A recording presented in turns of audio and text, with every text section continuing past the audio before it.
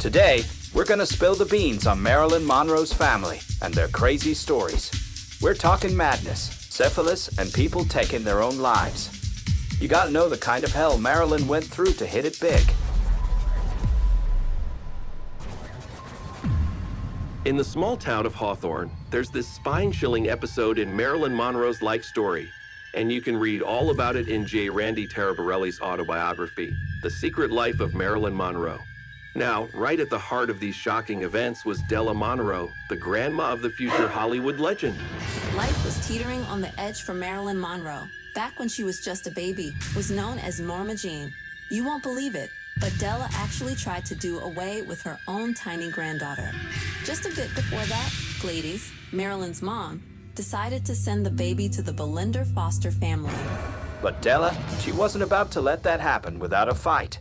She stormed over to the Bolenders, demanding to see the child.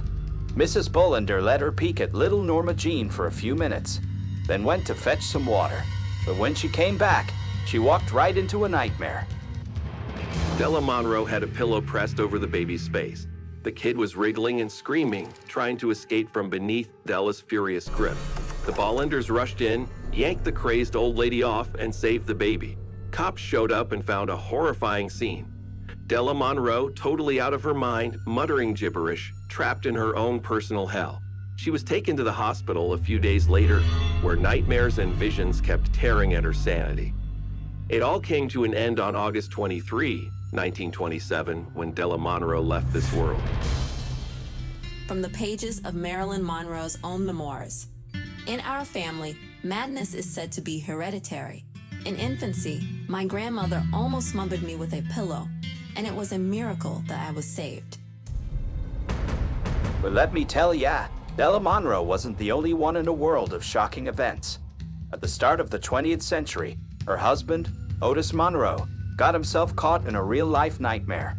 This was back in 1908, when Otis was just 41, and his health and headspace took a nosedive that'd make your hair stand on end. It was like some evil spirit moved into him, turned him into a man possessed, shaking like a leaf under the spell of his terrifying visions. Splitting headaches had his mind all cloudy, driving him to fits of blind fury. And in those moments, Della had to grab the kids and run for cover at the neighbors, praying that the storm in him would finally pass. Even the top-shelf doctors couldn't get a handle on the peculiar craziness that had taken hold of Otis. Della, in one of her letters from those years, just laid it out plain. Otis has lost his sanity, and I've got to come to terms with it. By 1909, Otis Monroe's mental train wreck went full throttle, and he kicked the bucket in a world of pain at the age of 43. Now, here's the kicker. The poor guy's brain was eaten up by syphilis. Della couldn't bring herself to spill the beans about that gruesome diagnosis. Instead, she told her 9-year-old daughter, Gladys, and her 4-year-old boy, Marion, that their pop had gone nuts and shuffled off this mortal coil. She was hoping it'd give the kids some peace, but instead, the specter of madness was gonna haunt the Monroe family for years to come. The Monroe family's got more than its fair share of heartaches, and next up on the roster was Marilyn Monroe's great-granddad on her mom's side, Tilford Marion Hogan, born way back in 1851. According to Donald Spoto in his tell-all book about Marilyn Monroe, Tilford busted his hump from sunrise till sundown, earning peanuts, all to keep a roof over his wife and 3 children. But no matter how hard he hustled, money was always tighter than a pair of skinny jeans. In the end, poor Tilford's health went down the drain. He had these nasty rheumatoid joints, and his lungs were always catching a cold. The guy's already sorry state got even worse with backbreaking work, barely enough chow, and being poor as a church mouse. Now, Tilford wasn't no lush, and he didn't blow his dough like there was no tomorrow. But he had one character trait: he was overly generous. The hitch was, that kind heart of his backfired big time. Whenever the Hogans pitched their tent in yet another rickety shack, word spread like wildfire among the local drifters. You'd get a free bowl of soup or a handful of nickels over at their place. After 2 decades of constant drama, Jenny, Tilford's wife, had enough.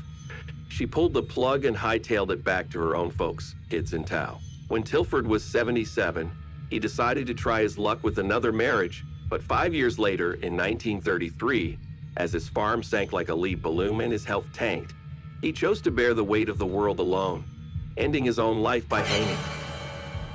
Tilford's story turned into an unfixable nightmare for Gladys Monroe, kickstarting a shadowy family history.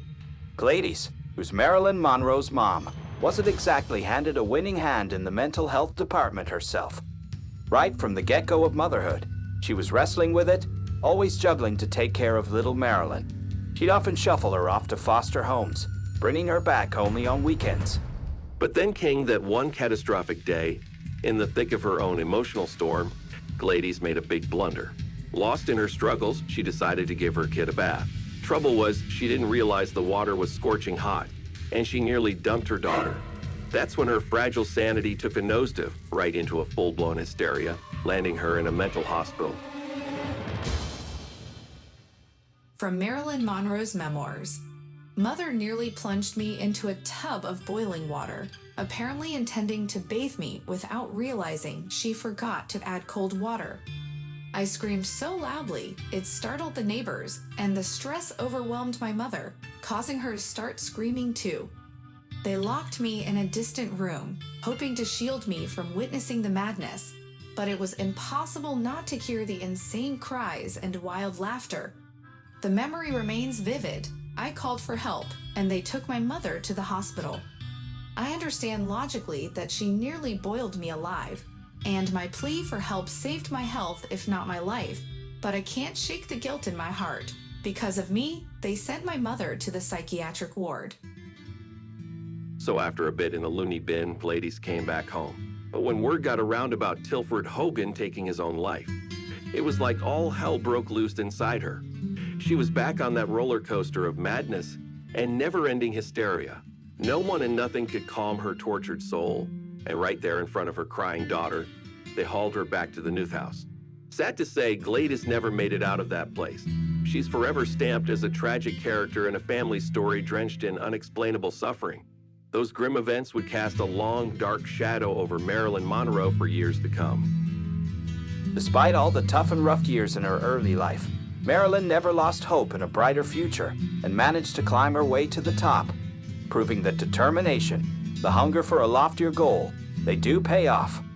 Think about the roughest patches of Marilyn's childhood, like her bouncing around through 10 foster families and shelters, dealing with violence, taunting, and bullying. But she held on to her self-respect and her drive for success, rising up as a global star. Check out more videos about how Marilyn struggled with violence and bullying as a child and how she prevailed and achieved success. See the link below.